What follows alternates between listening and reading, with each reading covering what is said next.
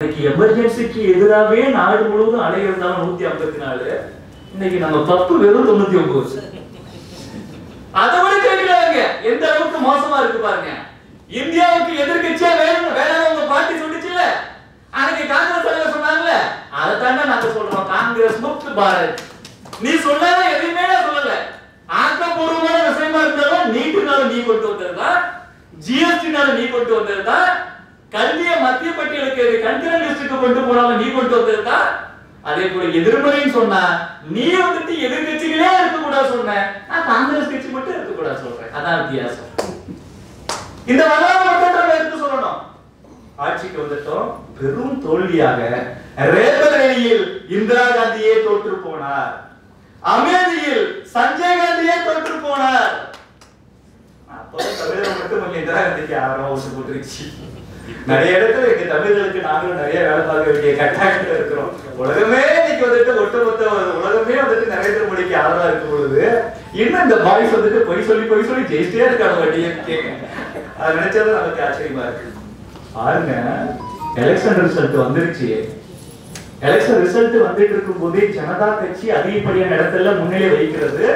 இந்திரா காந்தியோட காங்கிரஸ் கட்சி பின்னடைவை சந்திக்கிறது தெரிஞ்ச உடனே பிடிஐல இருக்கக்கூடிய ஒரு ரிப்போர்ட்டர் செய்தி எழுதாராம். 1977 தானே தேர்தல், 1947 தானே முதல் சுதந்திர அமைச்சரவை. 30 ஆண்டுகளாக நடைபெற்று வந்த காங்கிரஸ் கட்சியின் ஆட்சி மறைகிறது, எதிர்கட்சிகளின் ஆட்சி, காங்கிரஸ் இல்லாத அமைச்சரவை அமைய போகிறது எழுதிட்டார். உடனே இந்த பிடிஐயோட ஆசிரியர் எப்பா செய்தி வெளியிடாத ஸ்டாப் பண்ணு. ஏன் தெரியுமா? இந்திரா காந்தி உத்தரவும் ஸ்டாப் பண்ணுங்க. ஏற்கனவே மிகப்பெரிய தவறு பண்ணித்தான் எமர்ஜென்சியை கொண்டு வந்து 2 வருஷம் அவ்வளவு அராஜகம் பண்ணிட்டேன். அப்புறம் எலெக்ஷன் சந்திக்கிற மக்கள் எல்லாம் உனக்கு எதிராக வந்துட்டு எதிர்ப்பு தெரிவிச்சுதான் ஓட்டு போடுறாங்க. தோத்து போயிட்டு அப்படி போக வேண்டியதானே. முப்படை தளபதிகளையும் கூப்பிட்டு நீங்க எனக்கு சப்போர்ட் பண்றீங்களா?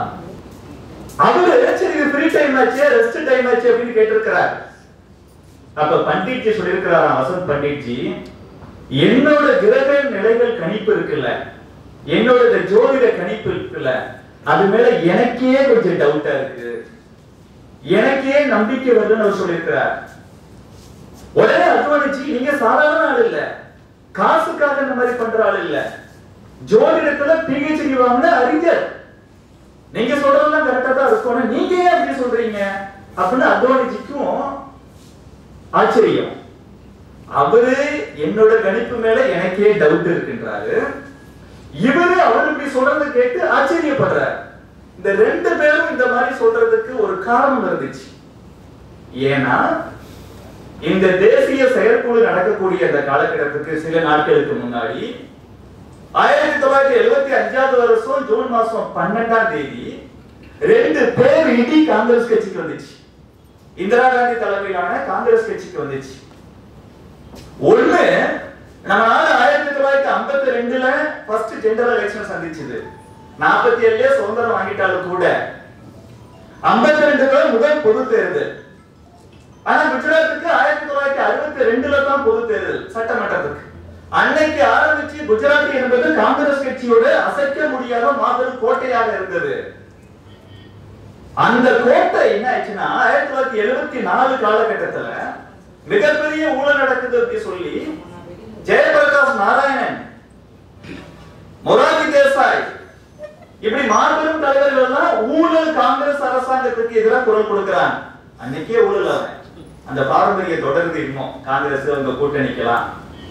குஜராத்ல மாணவர்கள் அமைப்பு எல்லாம் சேர்ந்து நவ நிர்மாண சமிதின்னு ஒண்ணு ஆரம்பிச்சு காங்கிரஸ் அரசாங்கத்துக்கு எதிராக மிகப்பெரிய போராட்டம், நாடு தழுவிய போராட்டம், மாநில தழுவிய போராட்டம் நடத்துறாங்க. இதனால என்ன ஆச்சுன்னா காங்கிரஸ் கட்சிக்கு வேற வழி இல்லாம அவங்களோட சொந்த ஆட்சியை கலைச்சிட்டு குடியரசுத் தலைவர் ஆட்சியை கொண்டு வந்தாங்க. ஆனா எவ்வளவு நாளைக்கு அப்படி இருக்க முடியும்? மறுபடியும் மொரார்ஜி தேசாய், ஜெயபிரகாஷ் நாராயணன் எல்லாமே வந்துட்டு போராட்டத்தில் ஈடுபடுறாங்க. சீக்கிரம் தேர்தல் நடத்துங்க, ஜனநாயகம் ரொம்ப முக்கியம், நாங்கள நாட்டோட சுதந்திரத்துக்காக விடுதலைக்காக பாடுபட்டவங்க எதுக்கு? மக்கள் தான் இந்த நாட்டின் மன்னர்கள், அவங்க யார வந்துட்டு தேர்ந்தெடுக்கிறாங்களோ அவங்க தான் ஆட்சி பண்ணணும். நீங்க குடியரசுத் தலைவர் ஆட்சி எப்போதும் நடத்திட்டே இருக்க முடியாது சொல்லி எலெக்ஷன் நடக்குது. 1975 ஜூன் மாசம் 9ஆம் தேதி ஜூன் மாசம் 12ஆம் தேதி ரிசல்ட் வருது. ஒண்ணு இந்திரா காந்தி தலைமையிலான காங்கிரஸ் எலெக்ஷன் நிக்குது. இன்னொன்னு அன்னைக்கு பெருந்தலைவர் காமராஜர், கர்நாடகால நிஜலிங்கப்பா, அந்த சைடு மொரார்ஜி தேசாய், இப்படி காங்கிரஸோட மூத்த தலைவர்கள் எல்லாம் ஒன்று சேர்ந்து ஜனதா மோர்ச்சா, அதுல பாரதிய ஜனசங்கமும் இடம்பெற்றிருந்தது. பாரதிய ஜனதா கட்சியின் முன்னோடி இயக்கம் பாரதிய ஜனசங்கம். அந்த பாரதிய ஜனசங்கத்தோடு கூட்டணி வச்சது பெருந்தலைவர் காமராஜரும் அங்கம் வகித்த ஸ்தாபன காங்கிரஸ். இன்னைக்கு காங்கிரஸ்காரன் யாராச்சும் பாரதிய ஜனதா கட்சி எப்படி நீங்க பெருந்தலைவர் காமராஜரை கொண்டாடலாம் அப்படி சொன்னா அதற்கான உரிமை பெற்ற ஒரே இயக்கம் பாரதிய ஜனதா கட்சி. ஏன்னா நம்ம கூட கூட்டணி வச்சவர் பெருந்தலைவர். இந்திரா காந்தி தலைமையிலான காங்கிரஸ் கட்சி படுதோல்வி அடைகிறது. பாரதிய ஜனசங்கமும் அங்கம் வகித்த ஜனதா மோர்ச்சா அந்த கட்சி வந்துட்டு மிகப்பெரிய வெற்றி பெறுகிறது. இது ஜூன் மாசம் 12ஆம் தேதி 1975 நடந்த ஒரு விஷயம். இரண்டாவது விஷயம் அன்னைக்கே நடக்குது. பட்டக்காலிலே படும், கெட்டவனுக்கு பட்டக்காலிலே பட வேண்டும், அது நம்ம பிரார்த்தனைகள். அன்னைக்கு இன்னொரு நடக்குது. என்னன்னு பார்த்தோம்னா கொஞ்சம் வரலாறு பின்னாடி போகணும். 1962 வரைக்கும் ஜவஹர்லால் நேரு பாரத நாட்டோட பிரதமர். அவர் இறந்த போது பெருந்தலைவர் காமராஜர் இந்த நாட்டோட பிரதமரா வருவதற்கான வாய்ப்பு இருந்து கூட லால் பகதூர் சாஸ்திரி அவர்களை வந்துட்டு அவர் பிரதமர் ஆக்கினார். 2 பேருக்கும் சிறப்பாக ஆட்சி நடத்தினார் லால் பகதூர் சாஸ்திரி. சர்வதேச சூழ்ச்சியின் காரணமாக 1964 மரணம் அடைந்து விட்டார். மறுபடியும் பெருந்தலைவர் காமராஜர் இந்தியாவோட பிரதமராக வருவதற்கான வாய்ப்பு இருந்தது. ஆனாலும் கூட அவர் என்ன செஞ்சாரு, நேருவோட புள்ள, நேரு பல விஷயத்தை சொல்லி கொடுத்திருப்பாரு, இந்த நாட்டுக்கு இது நல்லது பண்ண நினைச்சுக்கிட்டு இந்திரா காந்தியை பிரைம் மினிஸ்டர் ஆக்குறாரு 1964 66 64 வரைக்கும் நேரு இருந்தாரு. 64 to 66 லால் பகதூர் சாஸ்திரி இருந்தாரு. 66 இந்திரா காந்தியை பிரைம் மினிஸ்டர் ஆக்கினார். 2 இந்திய பிரதமர்களை தேர்ந்தெடுத்ததால் காமராஜரை கிங் மேக்கர் சொல்றோம். வரலாற்றுல ரொம்ப பெருந்தன்மையா இருந்துட்டாலும் சில தவறு நடந்தது.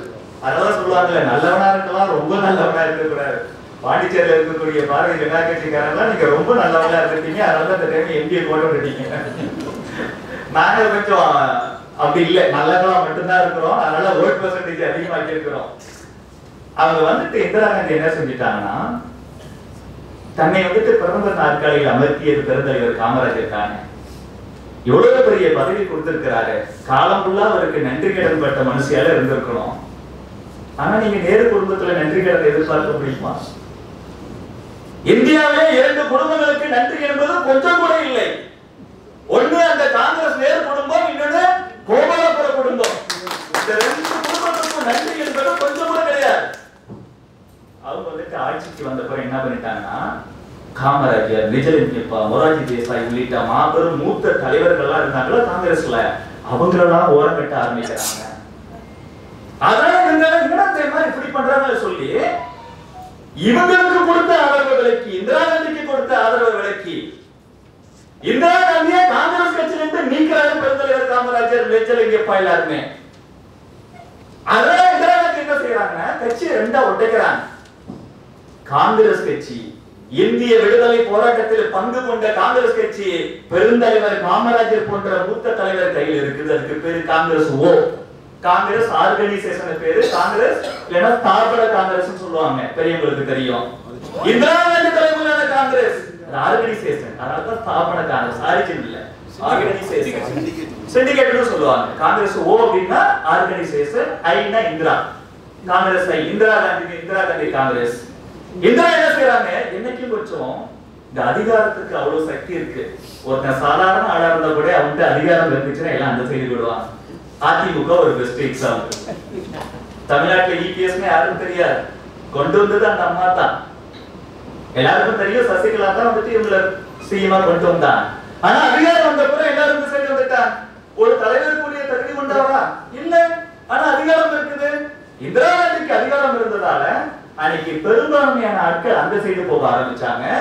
அதனால அவங்க என்ன செய்யறாங்கன்னா, தேர்தல் காலகட்டத்துக்கு முன்னாடியே 5 வருஷம் முடியறதுக்கு முன்னாடியே இப்ப நம்ம தேர்தலை சந்திச்சோம்னா நம்ம ஜெயிச்சிடலாம் சொல்லி 1971 இந்திரா காந்தி மறுபடியும் பொது தேர்தலை சந்திக்கிறாங்க. அவங்களுக்கு வெற்றியும் கிடைத்து விட்டது. ஆனால் அந்த வெற்றி என்பது வெற்றியாக இல்ல, மிகப்பெரிய தோல்வியாக பிற்காலத்தில் வரப்போகுது நம்மளுக்கு தெரியல. அங்க ரேபரேலியில போட்டிடுறான். இன்னைக்கு ராகுல் காந்தி நின்றுட்டார்ல, ஸ்மிருதி இரானிக்கு பயணிட்டு அந்த ஓடிட்டார்ல, அந்த தொகுதியில் நின்று ஜெயிக்கிறாங்க. ராஜ் நாராயண் சொல்லி போட்டிடுறாரு ஒருத்தர் எதிர்த்து.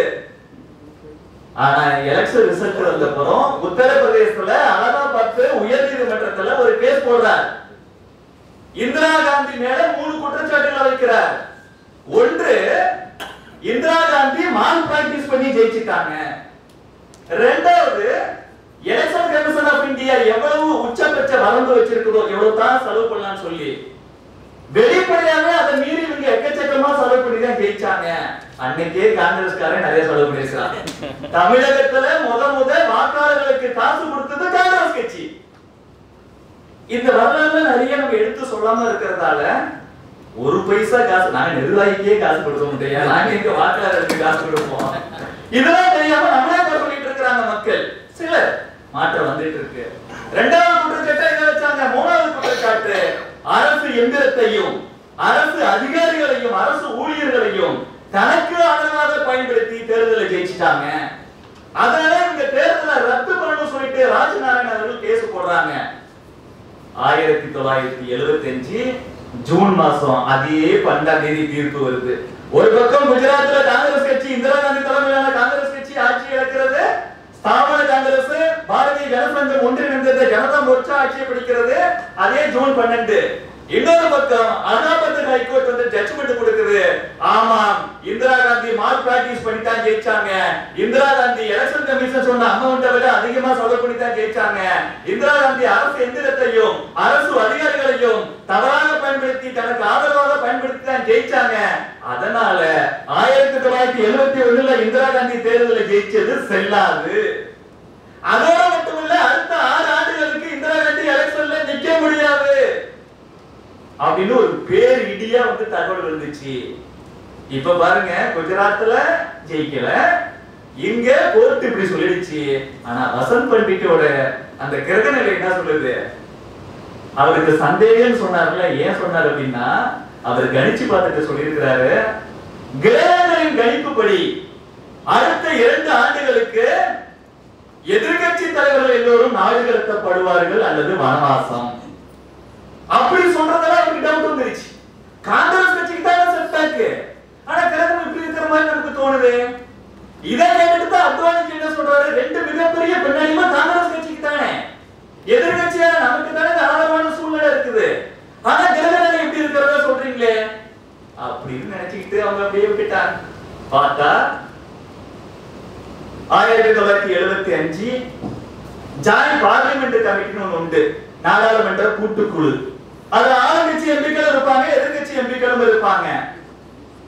எதிர்கட்சி எம்பிக்களாக இருந்து அடல் பிஹாரி வாஜ்பாய் அவர்கள், எல்கே அத்வானி அவர்களும் பங்கு கொண்ட ஒரு ஜாயிண்ட் பார்லிமெண்ட் கமிட்டி டெல்லியில ரொம்ப வந்துட்டு வெயில் அதிகமா இருக்குது, நாம கட்சி தாவல் தடை சட்டம் பத்தி விவாதம் பண்றதுக்காக 2 நாள் மாநாடு ஒன்று நடத்துவோம், டெல்லியில வேண்டாம், பெங்களூருக்கு போனா கொஞ்சம் குழுகுழுன்னு இருக்குமே பாண்டிச்சேரி போல அப்படின்னு நினைச்சிட்டு அவர் அங்க போகலான்னு சொல்லி ஜூன் மாசம் 24ஆம் தேதி அடல் பிஹாரி வாஜ்பாய் பெங்களூர் போயிடுறார்.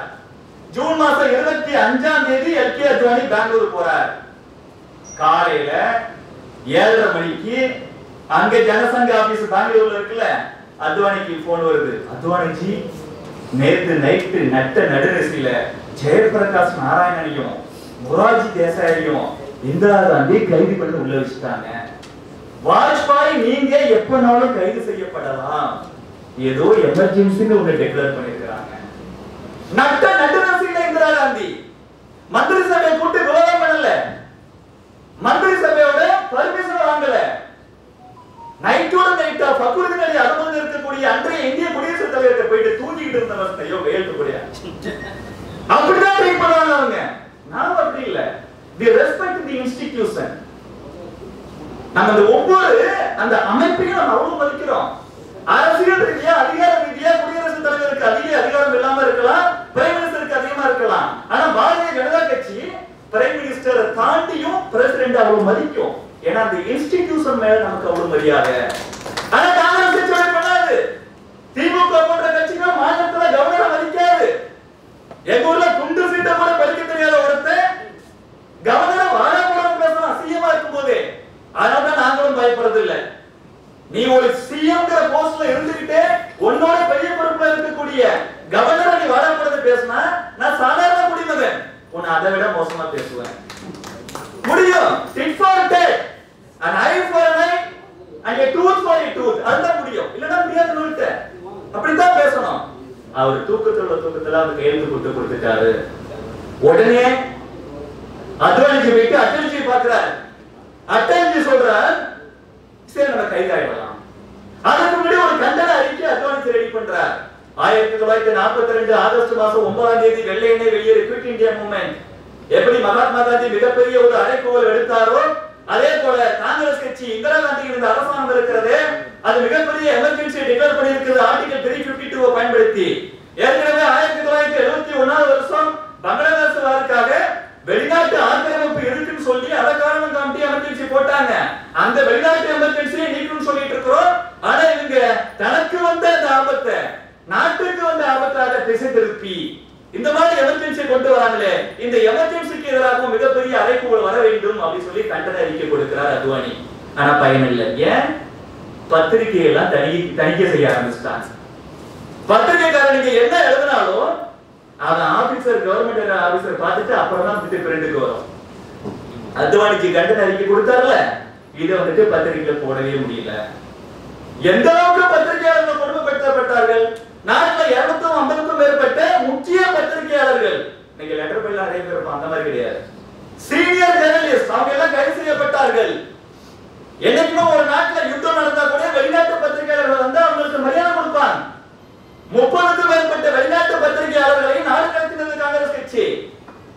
நினைச்சே பார்க்க முடியாது. அவ்வளவு கொடுமை. டைம்ஸ் ஆஃப் இந்தியா ரொம்ப தீவிரமா எடுத்து பேசிருச்சு. இந்தியன் எக்ஸ்பிரஸ் என்னடா எல்லாத்தையும் நீங்க தணிக்கை பண்றீங்க சொல்லி அவங்க எடிட்டோரியல் பேஜ் இருக்குல்ல பிளாங்கா விட்டு எதிர்ப்பு தெரிவிச்சாங்க. எதெடுத்தாலும் நீ வந்துட்டு ஒன்றை காமிச்சு தான் பண்ணணுமா?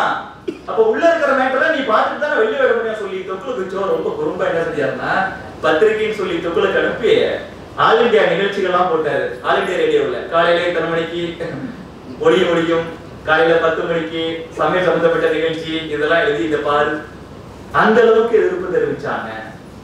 நாடு முழுவதும் பத்திரிகையாளர்களுக்கு கிஞ்சித்தும் சுதந்திரம் கிடையாது. இன்னைக்கு பத்திரிகை சுதந்திரம் பறிபோகுதுன்னு சொல்லி பிரகாஷ் ராஜ் போல கேடு கெட்ட இடிப்பிரவிகள்லாம் காங்கிரசுக்கு ஆதரவா பேசுறாங்க. பிரைம் மினிஸ்டர் இன்னைக்கு இந்தியாவுக்கான பிரைம் மினிஸ்டர் மட்டுமல்ல ஒட்டுமொத்த உலகத்துக்கான தலைவர். அவர் நினைச்சா எல்லாம் பண்ண முடியும். We never believe in dictatorship. நாம என்னைக்குமே டெமோக்ரஸியை மதிக்கக்கூடிய தலைவர்கள் நம்ம தொண்டர்களா இருக்கட்டும் தலைவர்களா இருக்கட்டும் நம்ம கட்சியா இருக்கட்டும் எல்லாமே. அதனாலதான் ஊடகத்துக்கு ஃபுல் ஃப்ரீடம் கொடுக்கிறோம். அதனாலதான் எவனாலும் எதிர்த்து பேசுறான். ஆனா காங்கிரஸ் கட்சி இன்னைக்கு பத்திரிகை சுதந்திரத்தை அவ்வளவு நசுக்கியது. குடும்ப கட்டுப்பாடு பத்தி பேசினாங்க. குறிப்பா மாவட்ட தலைவர் அதை மட்டும் சொல்லிட்டு போயிட்டார். எல்லாத்தையும் கவர் பண்ணிட்டார். ஒரே வருஷத்தில் 1 கோடிக்கும் மேற்பட்டோருக்கு குடும்ப கட்டுப்பாடு செய்யப்பட்டது. கல்யாணமாக 10 லட்சத்துக்கும் மேற்பட்ட இளைஞர்களை கூட்டு போய் குடும்ப கட்டுப்பாடு பண்ணலாம்.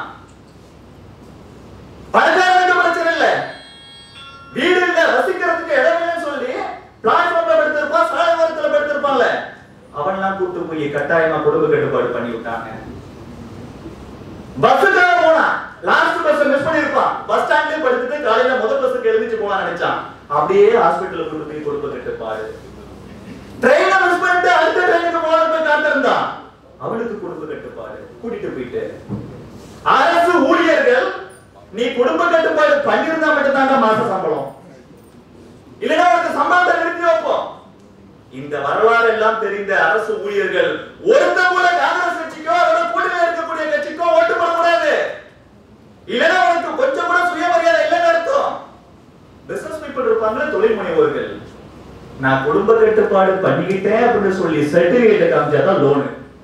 இப்பெல்லாம் வந்து நீங்க பிசினஸ் ப்ரொபோசல் கொடுக்கணும். அப்ப ஃபேமிலி பிளான் வந்துட்டு முடிஞ்சிச்சுன்னு சொல்லி கொடுத்தா தான் உங்களுக்கு வந்துட்டு அன்னைக்கு குடும்ப கட்டுப்பாடு. இப்படி ஒரே வருடத்தில் 1 கோடிக்கும் மேற்பட்டவருக்கு குடும்ப கட்டுப்பாடு. இது யாரோட ஐடியா தெரியுமா? இந்திரா காந்தியோட புள்ள ஒண்ணு இருக்கு, சஞ்சய் காந்தியோட இருந்துச்சு. அது சஞ்சய் காந்தியோட அறிவுக்கு அந்த ராகுல் காந்திக்கு வந்து எல்லாமே அபத்தம். எல்லாமே முட்டாள்தனம். அவர்தான் இந்த திட்டத்தை கொண்டு வந்தது. சஞ்சய் காந்தியோட கார் மெக்கானிக் வச்சதெல்லாம் இன்னைக்கு சட்டம். இந்திரா காந்தி பிரைம் மினிஸ்டர் நல்லதா கெட்டதா அவங்க சொல்றாங்கன்னா நம்ம கிரிட்டிசைஸ் பண்ணிக்கலாம், இல்ல சப்போர்ட் பண்ணலாம். Who are Sanjay Gandhi?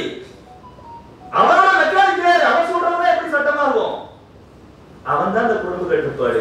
ஒவ்வொரு கவர்மெண்ட் ஆபீசருக்கும் ஒவ்வொரு கவர்மெண்ட் எம்ப்ளாய்க்கும் டார்கெட் வச்சாங்க. மாசம் இத்தனை பேருக்கு நீ குடும்ப கட்டுப்பாடு பண்ணி விடணும். அவன் என்ன செஞ்சான்? படிக்க தெரியாதவங்க, ஏழை பாளைங்க, அவங்களெல்லாம் ஏமாத்தி ஹாஸ்பிட்டல் கூட்டு போய் குடும்ப கட்டுப்பாடு பண்ணி விட்டான். எவ்வளவு மோசமான வரலாறு. 1,00,000க்கும் மேற்பட்டவர்கள் கைது செய்யப்பட்டதாக சொல்கிறார்கள். ஆம்னஸ்டி இன்டர்நேஷனல் சொல்லி ஒரு சர்வதேச மனித உரிமை அமைப்பு அவங்க சொல்றாங்க 1,40,000 பேர் கைது செய்யப்பட்டார்கள். சர்வதேச அமைப்பு சொல்றான். யாரு? எல்லாருமே மாபெரும் அரசியல் தலைவர்கள், எம்எல்ஏக்கள், எம்பிக்கள், ஆளுங்கட்சி எம்பிக்கள் கூட, காங்கிரஸோட சீனியர் லீடர்ஸ், பாரதிய ஜனசங்கத்தோட தலைவர்கள், ஆர்எஸ்எஸ் பிரச்சாரகர்கள், சுயம் சேவகர்கள், ஜமாத் இ இஸ்லாம் சொல்ல ஒரு இஸ்லாமிய அமைப்பு, ஆர்எஸ்எஸ் உள்ளிட்ட 25 நான் பொலிட்டிக்கல் ஆர்கனைசேஷனையும் தடை செஞ்சது.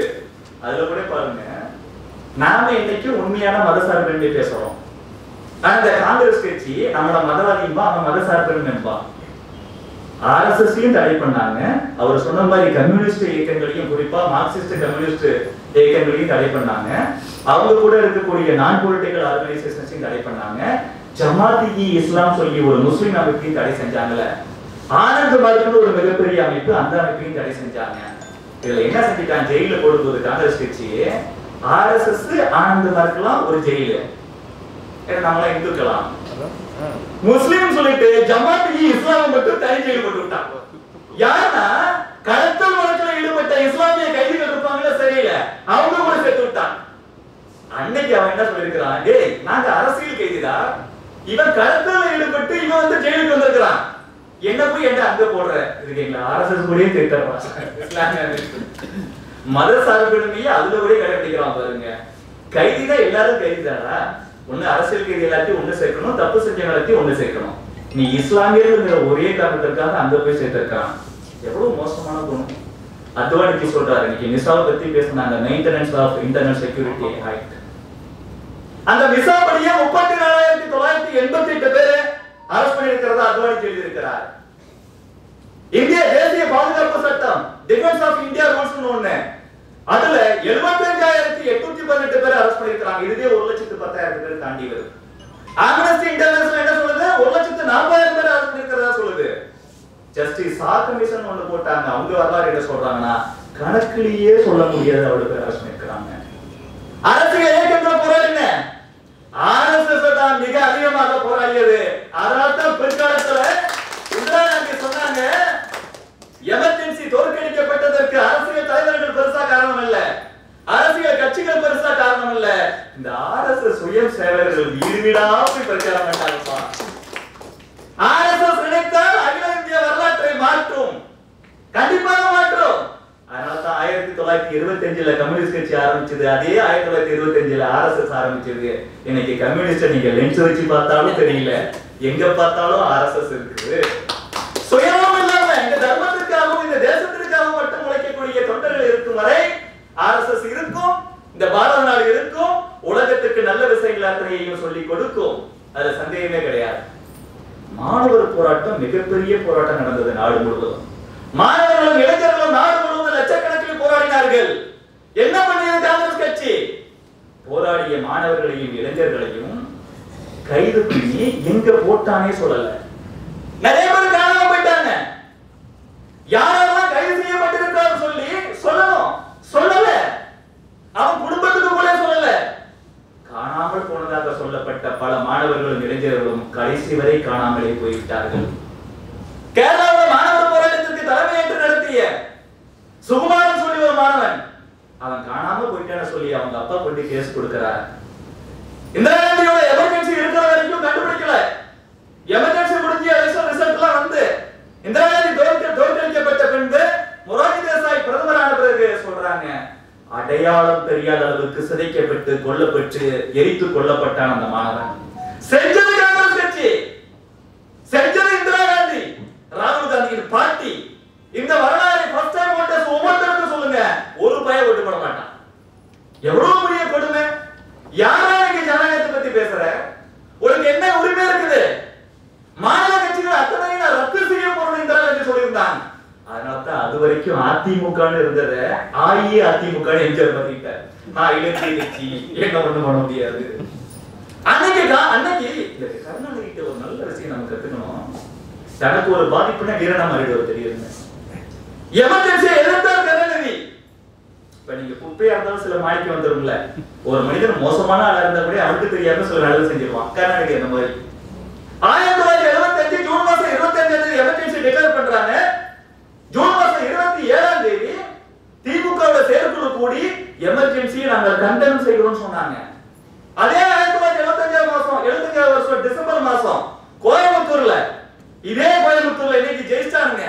ஆனா கேவலம் இந்த காங்கிரஸ் கட்சி கூட சேர்ந்திருக்கிறாங்க. அந்த கட்சியோட சேர்ந்து ஜெயிச்சிருக்கிறாங்க. இது தொழுநோயாளியின் கையில் இருக்கக்கூடிய வெண்ணையை வாங்குவதற்கு சமம். அண்ணாதுரை உதாரணத்தை சொல்றாங்க, ஏன் உதாரணம் இல்ல.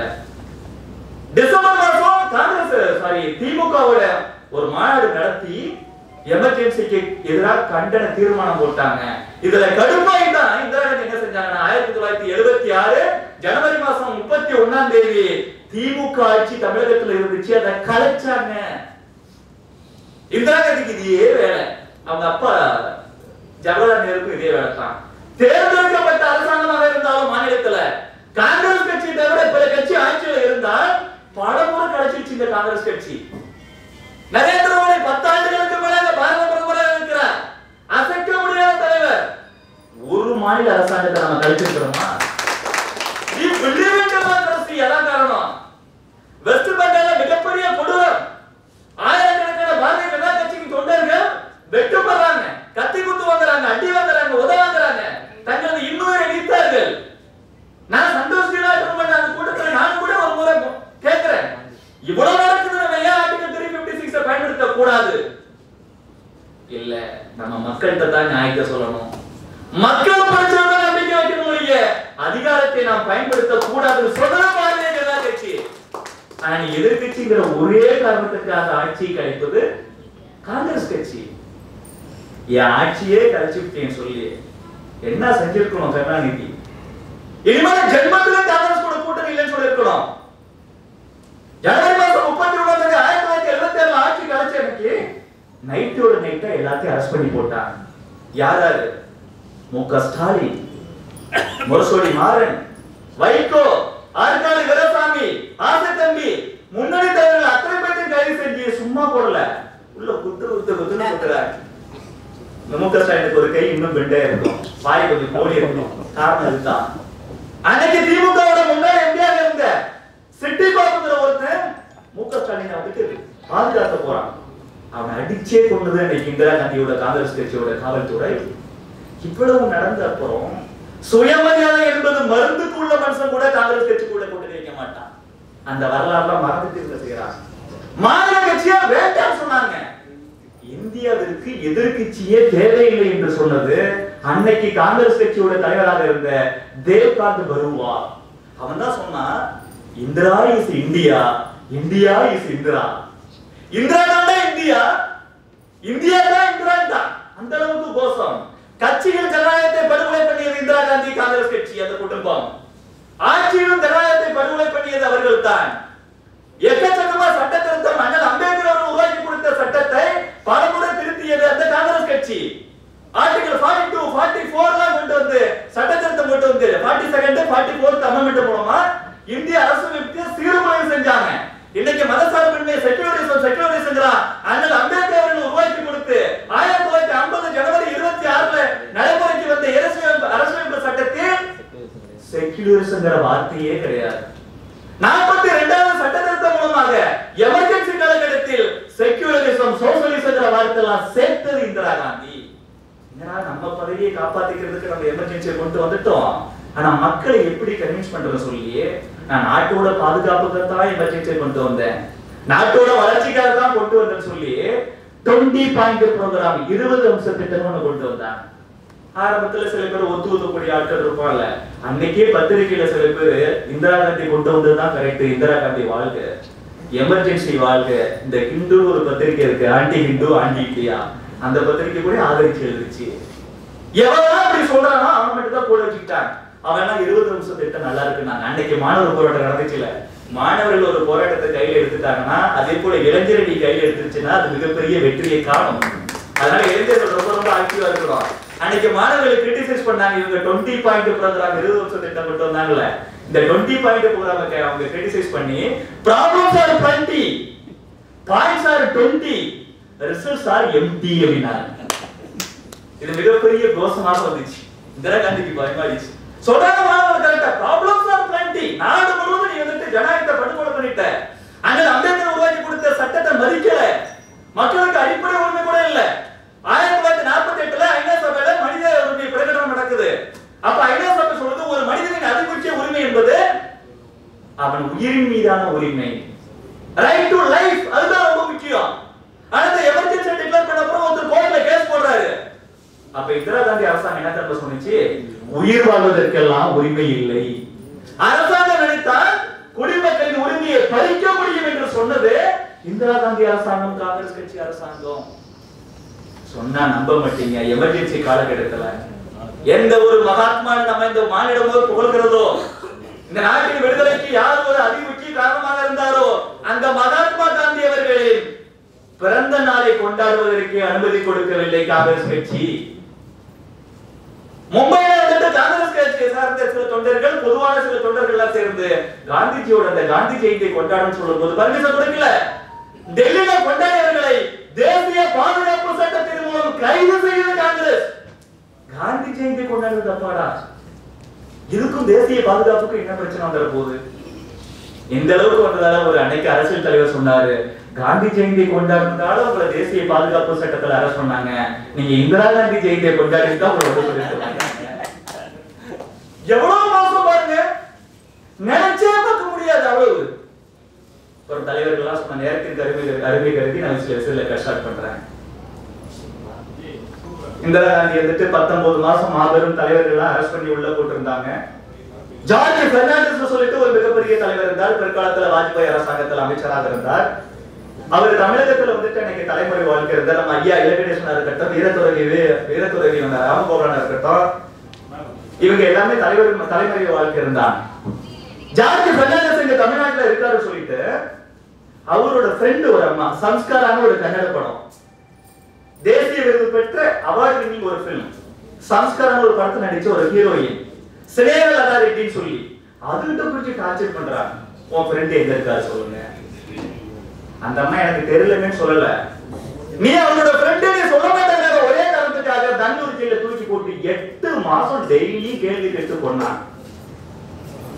தொடர்ந்து அவங்களையும் கிட்டத்தட்ட 2 வருஷம் ஜெயில போட்டு இதுக்கு மேல இங்க வச்சிருந்தா அவங்க ஆபத்து, உடல்நிலை ரொம்ப நலிஞ்சு போச்சு தெரிஞ்சு ஒரு நாள் ரிலீஸ் பண்றாங்க. ரிலீஸ் பண்ண அடுத்த 5வது நாள் அவங்க அம்மையார் இறந்து போயிட்டாங்க. ஒரு பெண் என்று பார்த்தது இல்ல, அவங்க என்ன தப்பு பண்ணாங்க? அவங்க போராடல, எதிர்த்து குரல் கொடுக்கல. ஜார்ஜ் பெர்னாண்டஸ் எமர்ஜென்சி எதிர்க்கிறார், அவர் தலைவராக இருக்கிறாரு. நீ சொல்லு, தெரிஞ்சதான் சொல்றது, பிரிச்சு கேட்டாலும் சொல்லாதுன்னு சொல்ற மாதிரி நம்ம என்ன பண்ண முடியும்? அந்த மாதிரி இறந்து போயிட்டாங்க. இதுல இன்னொரு விஷயம் பாருங்க,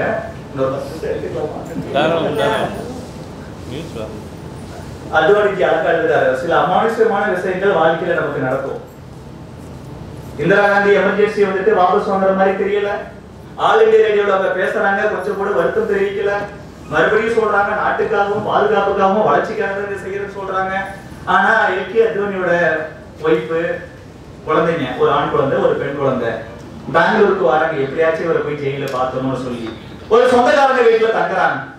தங்கும்போது ரொம்ப கஷ்டப்பட்டு அந்த மாதிரி ஹஸ்பண்டை பார்த்து ஒரு கிட்டத்தட்ட ஒரு 1.5 வருஷத்துக்கு மேல ஆகுது அப்படின்னு ரொம்ப ஒரு மாதிரி மன துக்கத்துல இருக்கும் பொழுது அந்த உறவினர் சொல்லிருக்கிறாங்க, ஜனவரி மாசம் 17ஆம் தேதி, இது 1977 வருஷம், ஏமா நீ மனசு ரொம்ப கஷ்டமா இருக்கிற, வருத்தம் அதிகமா இருக்குது, வேற பெங்களூர்ல ஒயிட் ஃபீல்டுல சத்திய சாய்பாபா இருக்கிறார், அவரை போய் கொஞ்சம் பார்த்து ஒரு ஆசீர்வாதம் வாங்கிட்டு வா, மனசு கொஞ்சம் ஆறுதலா இருக்கும். இவங்களுக்கு இது வரைக்கும் சத்திய சாய்பாபான்னு யாரும் தெரியாது. அதனால இவங்க சொல்றாங்களேங்கிறதுக்காக சரி அவரை போய் நாளைக்கு பாத்துறேன். ஜனவரி 18 இவங்க போய் இவங்க குழந்தைங்க இந்த உறவினரை கூட்டிட்டு அங்க போகும்போது அவரை பாக்குறதுக்கு கியூல நிறைய பேர் நிற்பாங்க. இந்த அம்மையார் அது வரைக்கும் சத்திய சாய்பாபா பார்த்தது இல்ல, அவருக்கு இவங்க யாருன்னு தெரியாது, அது வரைக்கும் பார்த்தது இல்ல. ஆனா இந்த கியூல நிற்கும் போது அந்த சாய்பாபாவோட தொண்டர் ஒருத்தர் வந்து பாபா உங்களை கூப்பிடுறாரு வாங்கன்னு அங்கேயிருந்து கூப்பிட்டு வந்தாங்களாம். அவர் உடனே தலையில கை வச்சு உங்க ஹஸ்பண்ட் சீக்கிரம் விடுதலை செய்யப்படுவார் போ. அடுத்த சில நாட்களில் எல்கே அத்வானி அவர்கள் விடுதலை செய்யப்பட்டார். நாடு முழுவதும் ஜனவரி மாசம் இருந்த பெரும் தலைவர்கள் எல்லாத்தையும் விடுதலை செய்யறாங்க இந்திரா காந்தி அரசாங்கம். ஏன் தெரியுமா? உளவுத்துறை ரிப்போர்ட் சொல்லியிருக்கு. அம்மா எதிர்கட்சிக்காரங்க ஆர்எஸ்எஸ் காரங்க இவங்க எல்லாருமே உங்க மேல இந்த எமர்ஜென்சியோட அட்ராசிட்டிஸ் பத்தி எல்லாத்தையும் சொன்னாலும் கூட நாட்டு மக்கள் நீங்க இந்த 20 பாயிண்ட் ப்ரோக்ராம் கொண்டு வந்தீங்க, உங்க புள்ள 5 பாயிண்ட் ப்ரோக்ராம் கொண்டு வந்தாங்களே அதெல்லாம் நம்பி உங்களுக்கு ஆதரவா இருக்கிறாங்க. இப்ப நீங்க எலெக்ஷன் சந்திச்சுட்டே ஜெயிச்சிடலாம் அப்படின்னு சொன்ன உடனே இந்திரா காந்தி என்ன சொல்லிட்டாங்க? தலைவர்கள் எம்எல்ஏக்கள் எம்பிக்கள் எல்லாம் ரிலீஸ் பண்றாங்க. ஆனா அத்வானிக்கு மன வருத்தம். நாட்டுல அதிகமா ஜெயில இருக்கிறது ஆர்எஸ்எஸ் காரணம், பாரதிய ஜனசங்கத்து காரணம் தானே. அவங்களெல்லாம் தொண்டர்களெல்லாம் வெளியிடாம எங்களை மட்டும் வெளியிடுறீங்களே அப்படின்னு மனசு கஷ்டம். அப்ப அவங்க ஒய்ஃப் தான் சொல்லியிருக்கிறாங்க, ஃபீல் பண்ணாதீங்க, உங்களை விட்டுறாங்கன்னா கொஞ்ச நாள் அவங்களே விட்டுருவாங்க. அப்படி வெளியில வந்துட்டு தான் மார்ச்ல வந்துட்டு எலெக்ஷன் நடக்குது. எமர்ஜென்சி என்பது 1977 மார்ச் 21 நீக்கிக் கொள்ளப்பட்டதாக நம்ம தலைவர்களாக சொல்லியிருப்பாங்க. எலெக்ஷன்ல மறுபடியும் என்ன செஞ்சோம்னா, நம்ம பாரதிய ஜனசங்கம் கட்சி வச்சிருந்தோமா, நாம தனியா நிக்கல. ஸ்தாபன காங்கிரஸ் ஒண்ணு இருந்துச்சு, அவங்க தனியா நிக்கல. சோசியலிஸ்ட் பார்ட்டின்னு ஒண்ணு, அவங்களும் தனியா நிக்கல. லோக் தளம்னு ஒரு கட்சி, அவங்களும் தனியா நிக்கல. மெயினா இந்த 4 கட்சிகளை ஒன்று சேர்ந்து ஜனதா பார்ட்டின்னு ஆரம்பிச்சு, ஒரு சைடு இந்திரா காந்தி, இன்னொரு சைடு ஜனதா பார்ட்டி. அந்த ஜனதா பார்ட்டிக்கு ஆதரவா ஜெயபிரகாஷ் நாராயணன், அதுல முக்கிய தலைவரா மொராஜி தேசாய். மொராஜி தேசாய் எப்படிப்பட்ட தலைவர்னா, இப்ப திமுக காரமா நிறைய பேர் அரெஸ்ட் பண்ணி போட்டாங்கல்ல, அப்ப திமுக நிர்வாகிகள் பல பேரிட்ட அரசாங்கம் என்ன சொல்லுச்சுன்னா, காங்கிரஸ் அரசாங்கம், நான் எமர்ஜென்சி எதிர்க்க மாட்டேன், என்னை விடுதலை செய்தால் வெளியே போயிட்டு உங்களுக்கு எதிராக பேச மாட்டேன், திமுகவே இருக்க மாட்டேன்னு எழுதி கொடுத்துரு, உன்னை விட்டுறேன்னாங்க. திமுக காரன் எல்லாம் அப்படியே பெரிய வீர சோழன் இல்லையா, அத்தனை பேரும் சொல்லி முடிக்கிறதுக்கு முன்னாடி ஆளுக்கு 2 மணிச்சுவரை எழுதி கொடுத்து வெளில விட்டாங்க. ஆனா மொராஜி தேசாய் சொல்றாங்க, எதிர்க்க மாட்டேன்னு சொல்லுங்க, வெளியில வந்து போராட மாட்டேன்னு சொல்லுங்க, உங்களை விடுதலை செய்யறோம். மொராஜி தேசாய் சொன்னார், என்னை விடுதலை செய்தால் அடுத்த கணத்தில் இருந்து உங்களுக்கு எதிராக நான் போராடுவேன். அவங்க வீட்டுல சொல்றாங்க, மொராஜி தேசாய் வயசாயிருச்சு, உடம்பு பிரச்சனை இருக்கு, தயவு செய்து அவங்களை வெளில விட்டுருங்க. இந்த நியூஸ் தெரிஞ்ச போற மொராஜி தேசாய் சொல்றார், இதற்கு நான் சிறைச்சாலையிலேயே செத்து மடியலாம். அப்படிப்பட்ட தலைவர்கள் அந்த மண்ணை இது, அதனால சுதந்திரம் நமக்கு கிடைச்சிருக்குது. எல்லா தலைவர்களும் ஒன்னா சேர்ந்து ஜனதா பார்ட்டின்னு ஆரம்பிச்சு எலெக்ஷன்ல சந்திக்கிறோம். இந்திரா காந்தியின் காங்கிரஸ் கட்சி படுதோல்வி அடைந்தது. அன்னைக்கு 542 எம்பி, அதுல 295 எம்பி ஜனதா பார்ட்டி ஜெயிச்சது. அதுலயும் பெருவாரியான எம்பி பாரதிய ஜனசங்கத்தில் இருந்து போனவர்கள். எப்படிப்பட்ட நம்மளுது தலைவர்கள் நிறைய எம்பிக்கள் நம்ம ஆட்கள், ஆனா வெறும் 3 மந்திரியை மட்டும் வாங்கிட்டோம். பிரைம் மினிஸ்டர் கூட வாங்கிக்கல. இன்னைக்கு கூட்டணி ஆட்சி நடத்துறீங்களே, எப்பறா நீங்க ஆட்சியில இருப்பீங்க அப்படிங்கிறான். இட்டு கொடுப்பீங்களாங்க. 2014 பாரதிய ஜனதா கட்சி தனி மெஜாரிட்டி, 2019 பாரதிய ஜனதா கட்சி தனி மெஜாரிட்டி. ஆனா ஆட்சி கூட்டணி ஆட்சியை தான் நடத்தணும். எப்ப எங்களுக்கே தனி மெஜாரிட்டி வந்துருச்சு, நீ வேண்டாம் கூட்டணி கட்சிகளை ஒதுக்கல. ஆனா திமுக என்ன செஞ்சது? கர்நாடக ஆட்சியில இருக்கும்போது அவங்க மைனாரிட்டி, அவங்க திமுக காங்கிரஸ் கட்சியோட ஆதரவோட தான் ஆட்சி அமைக்க முடியும். அப்படித்தான் ஆட்சி அமைச்சாங்க. நீ ஆதரவு மட்டும் கூடுறா, ஆனா வீட்டுக்கு வெளில நின்றா சொன்னாரு. நாங்க நமக்கு மெஜாரிட்டி இருந்தும் கூட நானே ஆட்சி அமைக்கலாம், உனக்கும் 2 மினிஸ்டர். அப்ப 10 ஆண்டுகளாக கூட்டணி ஆட்சியை நடத்திய நரேந்திர மோடி அவர்களுக்கு அடுத்த 5 ஆண்டுகள் நடத்த தெரியாதா? அடுத்த 5 ஆண்டுகள் சிறப்பான ஆட்சி நடத்தி மறுபடியும் 404 சீட்டு ஜெயிச்சு 4வது முறையாக பிரதமராக வர முடியாதா? நடக்கத்தான் போகுது. நாம 295 ஜெயிச்சோம், காங்கிரஸ் கட்சி 154 தான் ஜெயிச்சது. அன்னைக்கு எமர்ஜென்சிக்கு எதிராகவே நாடு முழுவதும் அலை இருந்தாலும் 154, இன்னைக்கு நம்ம தப்பு வெறும் 99. அதை விட கேட்கலாங்க, எந்த அளவுக்கு மோசமா இருக்கு பாருங்க. இந்தியாவுக்கு எதிர்கட்சியா வேணும் வேணாம் உங்க பார்ட்டி சொல்லிச்சுல, அன்னைக்கு காங்கிரஸ் தலைவர் சொன்னாங்கல்ல, அதை தானே நாங்க சொல்றோம், காங்கிரஸ் முக்த் பாரத். நீ சொல்லாத எதையுமே நான் சொல்லல. ஆக்கப்பூர்வமான விஷயமா இருந்தாலும் நீட்டுனால நீ கொண்டு வந்ததுதா, ஜிஎஸ்டினால நீ கொண்டு வந்ததுதா, கல்வியை மத்திய பட்டியலுக்கு கண்ட்ரோல் லிஸ்டுக்கு கொண்டு போனாலும் நீ கொண்டு வந்ததுதா. அதே போல எதிர்மறைன்னு சொன்னா நீ வந்துட்டு எதிர்கட்சிகளே இருக்க கூடாது சொன்ன, நான் காங்கிரஸ் கட்சி மட்டும் இருக்க கூடாது சொல்றேன். அதான் வித்தியாசம். இந்த வரலாறு மட்டும் எடுத்து சொல்லணும். ஆட்சிக்கு வந்துட்டோம், பெரும் தோல்வியாக ரேபரேலியில் இந்திரா காந்தியே தோற்று போனார். அமேதியில் சஞ்சய் காந்தியே தோற்று போனார். அப்போ தமிழகம் மட்டும் இந்திரா காந்திக்கு ஆர்வம் ஓட்டு போட்டுருச்சு. நிறைய இடத்துல எங்க தமிழர்களுக்கு நாங்களும் நிறைய வேலை பார்க்க வேண்டிய கட்டாயத்துல இருக்கிறோம். உலகமே இன்னைக்கு வந்துட்டு ஒட்டுமொத்த உலகமே வந்துட்டு நரேந்திர மோடிக்கு ஆதரவா இருக்கும் பொழுது இன்னும் இந்த பாய்ஸ் வந்துட்டு பொய் சொல்லி ஜெயிச்சிட்டே இருக்காங்க வண்டியை. அது நினைச்சாலும் நமக்கு ஆச்சரியமா இருக்கு. பாருங்க, எலெக்ஷன் ரிசல்ட் வந்துருச்சு. எலெக்ஷன் ரிசல்ட் வந்துட்டு இருக்கும் போதே ஜனதா கட்சி அதிகப்படியான இடத்துல முன்னிலை வைக்கிறது. இந்திரா காந்தியோட காங்கிரஸ் கட்சி பின்னடைவை சந்திக்கிறது தெரிஞ்ச உடனே பிடிஐல இருக்கக்கூடிய ஒரு ரிப்போர்ட்டர் செய்தி எழுதாராம். 1977 தானே தேர்தல், 1947 தானே முதல் சுதந்திர அமைச்சரவை. 30 ஆண்டுகளாக நடைபெற்று வந்த காங்கிரஸ் கட்சியின் ஆட்சி மறைகிறது, எதிர்கட்சிகளின் ஆட்சி, காங்கிரஸ் இல்லாத அமைச்சரவை அமைய போகிறது எழுதிட்டார். உடனே இந்த பிடிஐயோட ஆசிரியர் எப்பா செய்தி வெளியிடாத ஸ்டாப் பண்ணு. ஏன் தெரியுமா? இந்திரா காந்தி உத்தரவும் ஸ்டாப் பண்ணுங்க. ஏற்கனவே மிகப்பெரிய தவறு பண்ணித்தான் எமர்ஜென்சியை கொண்டு வந்து 2 வருஷம் அவ்வளவு அராஜகம் பண்ணிட்டேன். அப்புறம் எலெக்ஷன் சந்திக்கிற மக்கள் எல்லாம் உனக்கு எதிராக வந்துட்டு எதிர்ப்பு தெரிவிச்சுதான் ஓட்டு போடுறாங்க. தோத்து போயிட்டு அப்படி போக வேண்டியதானே. முப்படை தளபதிகளையும் கூப்பிட்டு நீங்க எனக்கு சப்போர்ட் பண்றீங்களா? அதிகாரத்தை வேற வழியில நான் அப்படி தக்க வச்சுக்க முடியுமா? எவ்வளவு சர்வாதிகார தன்மை. 3 சிங்கங்களும் சொல்லிச்சு, 2 ஆண்டுகளாவே உன்னை பொறுத்துக்க முடியல, நாட்டு மக்களா கொண்டு போயிட்ட, we will never support you சொன்ன போறா. வேற வழியே இல்லாம ஆட்சியை வந்தார் இந்திரா காந்தி. இந்த நாட்டுக்கே அவ்வளவு பெரிய சட்டத்தை ஏற்றி கொடுத்தாங்க அம்பேத்கர் அவர்கள். அவர் கொடுத்த சட்டப்படித்தான் 1952 முதல் பொது தேர்தல் நடக்குது. நாங்கள் அம்பேத்கர் அவர்கள் மும்பையில நிற்கும் போது மனசாட்சி உள்ள காங்கிரஸ் கட்சியா இருந்தா என்ன செஞ்சிருக்கணும்? இந்த நாட்டுக்கே சட்டம் கொடுத்த மிகப்பெரிய மகான் இல்லையா? கோடிக்கணக்கான நமது தலித் சகோதர சகோதரிகளை இந்த நாட்டிலிருந்து நாட்டுக்கு சம்பந்தம் இல்லாத வெளிநாட்டிலிருந்து வந்த மதத்துக்கு மாற்றாமல் இந்த நாட்டிலேயே தோன்றிய ஒரு மதத்துக்கு மாற்றிய மிகப்பெரிய மகான். நான் ஒரு வீட்டுல இருந்து இன்னொரு வீட்டுக்கு போகிறேன், ஒரு வீட்டுல இருந்து ஒரு ரூம்ல இருந்து இன்னொரு ரூமுக்கு போறேன்னு சொன்னார். இந்த நாட்டின் ஒற்றுமைக்கும் கலாச்சாரத்திற்கும் பண்பாட்டிற்கும் வரலாற்றுக்கும் எதிரான எந்த முடிவும் எடுக்க மாட்டேன்னு சொல்லி இஸ்லாத்துக்கு மாறாமல் கிறிஸ்தவத்துக்கு மாறாமல் இந்து மதத்தின் ஒரு பகுதியான புத்த மதத்துக்கு மாறின மிகப்பெரிய தலைவர் அல்லவா? அந்த தலைவர் நிற்கும் பொழுது காங்கிரஸ் கட்சி கேண்டிடேட் போட்டு அவருக்கு எதிராக நேருவை போய் அதிகமா முக்கியத்துவம் கொடுத்து அம்பேத்கருக்கு எதிராக ஓட்டு போட சொன்னார். இந்த கம்யூனிஸ்டுகள் எதுக்கு எடுத்தாலும் அம்பேத்கர் அவன் கேண்டிடேட் போட்டு அம்பேத்கருக்கு எதிராக பேசினான். ஒரு காலகட்டத்தில் எலெக்ஷன் நெருங்க கம்யூனிஸ்டுகள் எங்களுக்கு ஓட்டு மாட்டி பரவாயில்ல, அம்பேத்கருக்கு ஓட்டு போடாதா. காங்கிரஸ் கட்சியும் கம்யூனிஸ்ட் கட்சியும் சேர்ந்து அண்ணல் அம்பேத்கர் அவர்களை முதல் பொது தேர்தலையே தோற்கடித்தன. இவர்கள் அண்ணல் அம்பேத்கரை மதிக்கவில்லை, அவர் எழுதி கொடுத்த அரசியலமைப்பு சட்டத்துக்கும் மரியாதை கொடுக்கவில்லை, ஜனநாயகத்தை படுகொலை செய்து விட்டார்கள், மக்களாட்சியை மதிக்கவில்லை, மக்களை நசுக்கி விட்டார்கள். இந்த நாட்டின் மிகப்பெரிய மக்களாட்சி தத்துவத்திற்கு ஒரு மிகப்பெரிய களங்கத்தை ஏற்படுத்தி விட்டார்கள். இந்தியாவிற்கு அந்த 21 மாதங்கள் என்பவர் the darkest period in Indian democracy. உலகம் முழுவதும் அவ்வளவு அசிங்கமா போச்சு நமக்கு.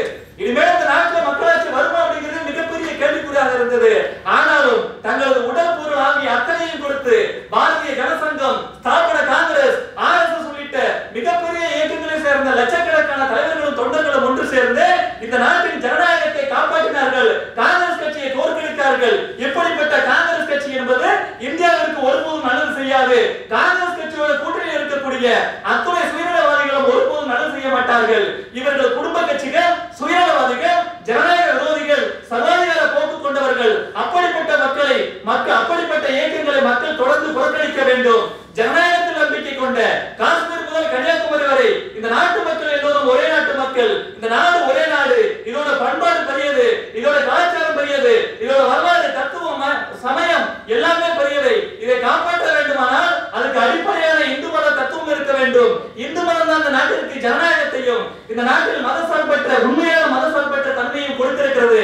இந்த வரலாறை மக்களிடம், குறிப்பாக அடுத்த தலைமுறை இளைஞரிடம் தொடர்ந்து எடுத்து சொல்லி இந்த நாட்டை காப்போம், இந்த நாட்டு மக்களை காப்போம், ஜனநாயகத்தை காப்போம், அரசியலமைப்பு சட்டத்தை காப்போம். எதிர்க்கட்சிகளான காங்கிரஸ், கம்யூனிஸ்டுகள், திமுக உள்ளிட்ட அதிமுக உள்ளிட்ட சுயநல இயக்கங்களை தொடர்ந்து எடுத்து களமாடி கொண்டிருப்போம். அவர்களை ஒழிப்போம். வாழ்க ஜனநாயகம், வாழ்க